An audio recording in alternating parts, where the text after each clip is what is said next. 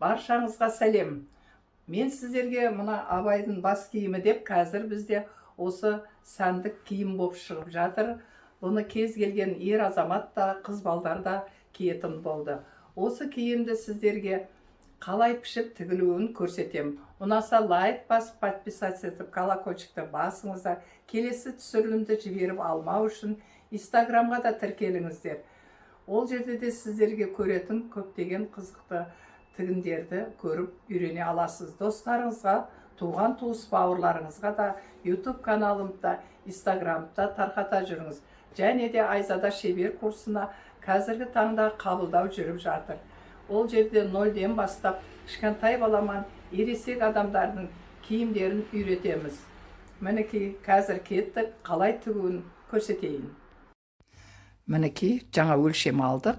Басымды өлшеген кезде 59 сантиметр шықты. Осы 59 сантиметрді мына қағаздың бетіне осылай саламыз. Енді мынау маңдайшамыздың кеңдігі 16 сантиметр бұл жағынан, келесі бетінен де 16 сантиметр алып, осылай сызып аламыз. Енді мына төбесін біз 23 сантиметр кеңдікте алыңыздар. Менікі 22 болған, сіздер 23 ала беріңіздер. Кеңдеу болған өте жақсы, тар болып қалмау үшін 23-те 23 диаметрда салып аламыз осылай. Енді мына қиылысына келесі бетіне де салып алып, үстіп дөңгелек қып сызып аламыз.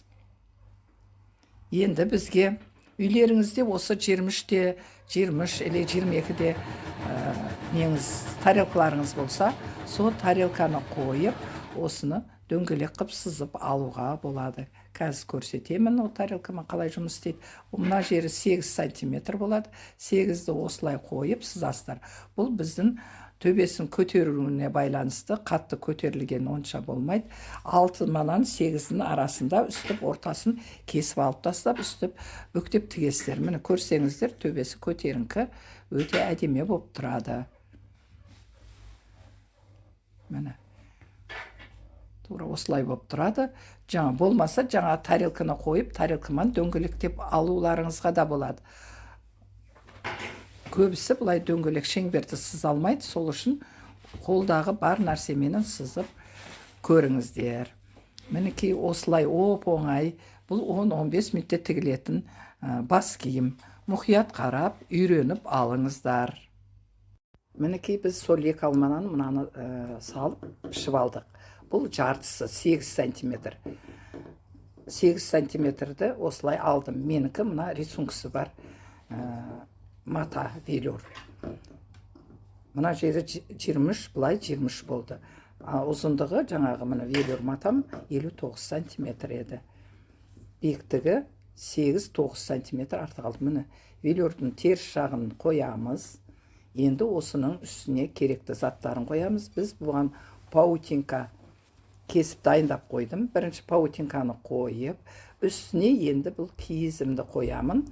Петр дейді, петрімді қойып, осы жерді мұқият үтікпенен жақсылап басып шығамын. Мінекей.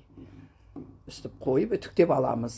Өйткені тақиямыздың сыртқы көрінісі жып-жылтыр болып тұру керек. Енді мынаны аламыз, тоже теріс жағына паутинкамды қойып алам.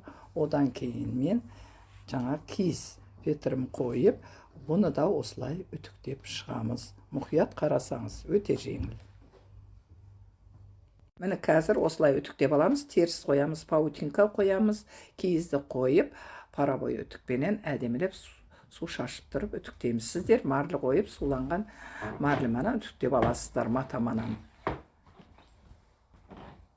Міне өте әдемі болды. Қазір мен сіздерге көрсетемін. Бұл серпілмелі, думалақ қылса да ешнәрсе бүктеліп тұрмайды. Өте әдемі болып тұрады. Міне енді думалақ төбесін үтіктейміз. Ол да теріс қойып, паутинка қойып, киізді қойып, осылай үтіктеп аламыз. Шетінен 1 сантиметр қалдырып отырмын. Ол маңдайшасына қазір айландырып тіккенде көрсетемін. Осылай сіздер мұқият қарап үтіктеп аласыздар.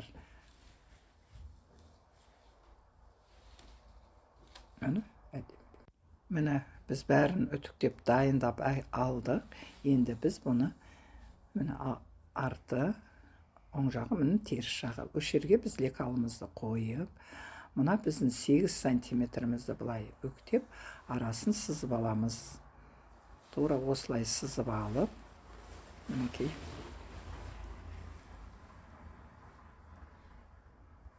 И 1 сантиметр ана сызыққа жеткіздірмей қырқамыз. Өйткені ол жерден бізге тігіске қалу керек. Мінекей осылай кесіп аламыз. Ұқыптап. Берік шетінде солай кесіп аламыз. Міне кесіп алдық. Осыны біз келесі астарында тура солай кесіп аламыз. Енді қарап тұрсаңыздар, міне осылай. Бізде мұнаның шетін 5 міне дөңгелек қылғанда осылай әдемі болып тұрады. Мына жағына қойғанда да теп-тегіс болып. Енді бізде тігіске мен дублиринді, мына киізді 1 сантиметр алып тастауым керек. Мен соны үтіктеп алып отырмын. Өте қиналып тұрмын бұл жерде. Сол үшін сіздерде алдын ала осы жерді кесіп алып барып, жаңағы үтіктеңіздер. Сол кезде міне осылай әдемі болып тұрады. Міне екі жағында 1-1 сантиметрден тігіске қалдырғамын. Қазір біз осыны бүктеп, машинаға қойып, біз бұны тігіп шығамыз. Осылай тұру керек. Мына киізі бір-біріне тақалып, астарында тура солай қойып, лекалды қойып, тура солай елем болмаса, мына жаңа қырқып алғанымызды қойып, тура осылай қырқып аламыз. Бірақ 1 сантиметр жеткіздірмей мелға қырқу керек. Өйткені ол жақта да бізде тігіс бар, тігілу керек ол жағы да.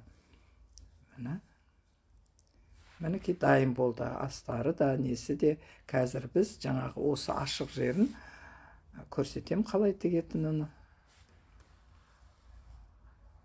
Міне қазір алып, мынау киізі бар неғымызды бұлай бүктеймізді. Осы жаңа 1 сантиметр жерден киізімізге тақап, бұлай тігіп шығамыз. Міне осылай мұқият қарап отырып, тігіп шығыңыздар.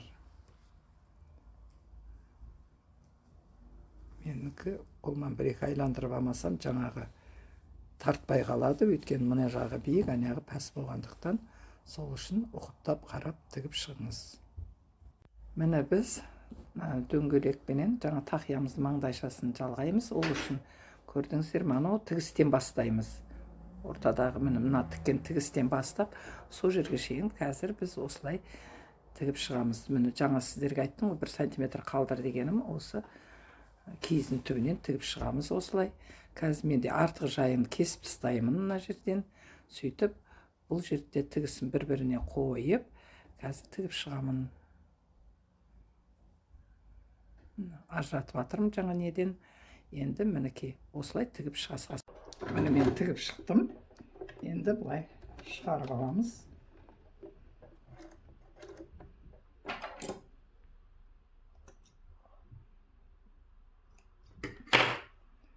Міне өте әдемі болып бұлай шықты. Міне бас киіміміздің астарын жалғаймыз қазір. Ол үшін мынандай несін алып тастап, мынаны арасына кіргіздіреміз. Міне үстіп айландырып тігіп шығамыз. 1 сантиметр астарын бүктеймін. Мына жағын киіздің несіменен ұқыптап бүктеп, осылай айландырып тігіп шығамыз. Міне асықпай әрбір жиі 3-4 сантиметрден айландырып тігіп шығамыз осылай.